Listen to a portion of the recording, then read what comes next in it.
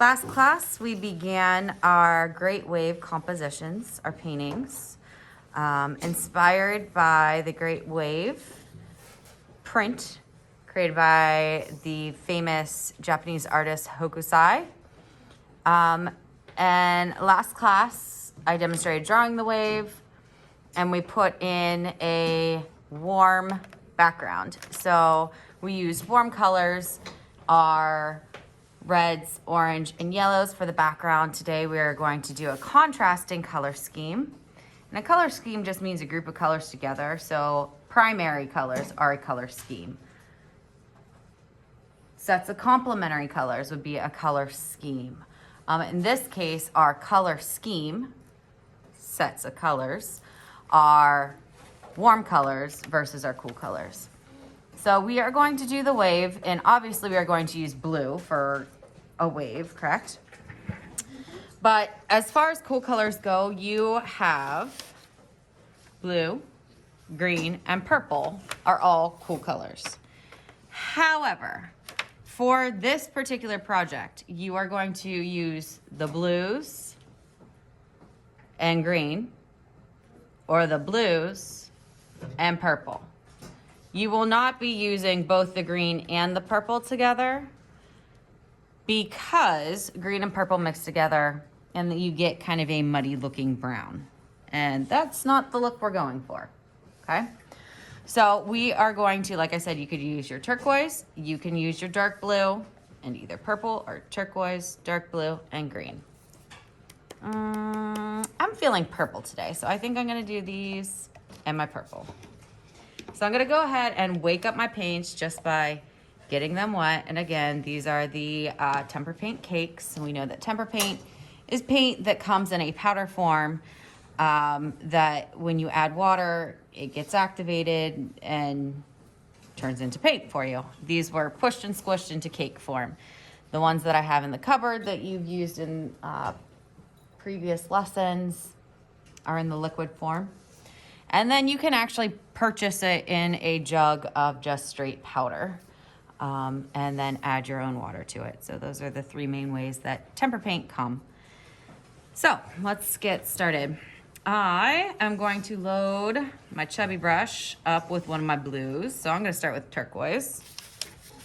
And I'm gonna try to, but not super be concerned about staying in the lines. I'm gonna try to stay in my sections at the moment. In a second, I'll show you how to color bleed them. But right now, I'm gonna put my paint in just certain sections. And I have my scratch paper covering the areas that it would get on the table.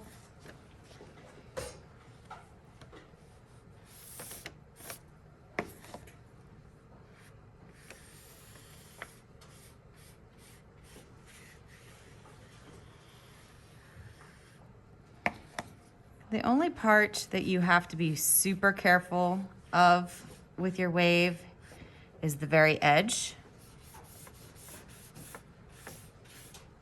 So I have my turquoise in there. I'm gonna add my blues, my dark blue.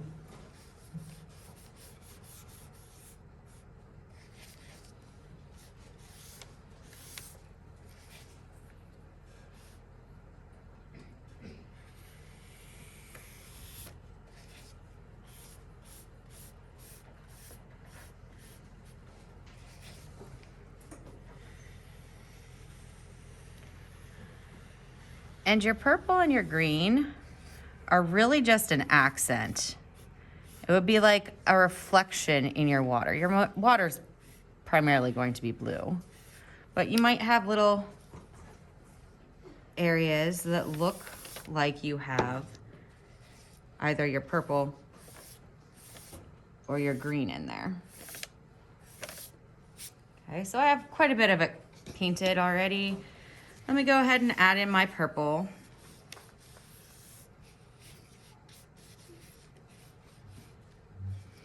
And at this point, I'm not being super careful in my sections, and I'm letting my colors mix,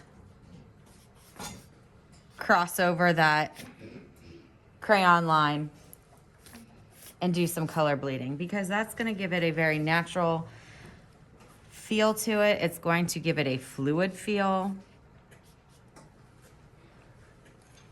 You want to make sure everything's covered. Now I'm going to go back in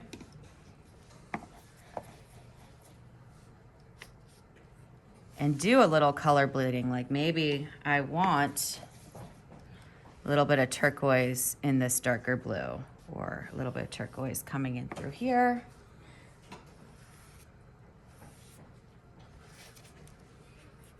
Now the thing is, you don't want to over color bleed and have just one big, if you keep doing that, you're just gonna end up with one color.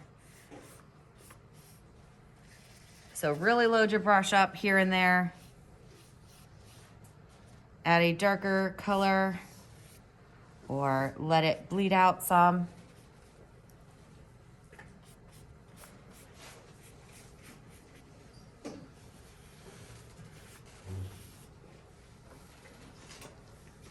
And when you're done, it might look something like this. This is going to go on scratch paper, even though it's the same size. The scratch paper is the same size as your paper. We just don't want this to flop and then bend over the side and drip onto somebody else's painting. And this is going to go onto the drying rack. Your paints can go back on counter 1. Your water containers are going to go back into sink 1. All right, and that is the end of this project.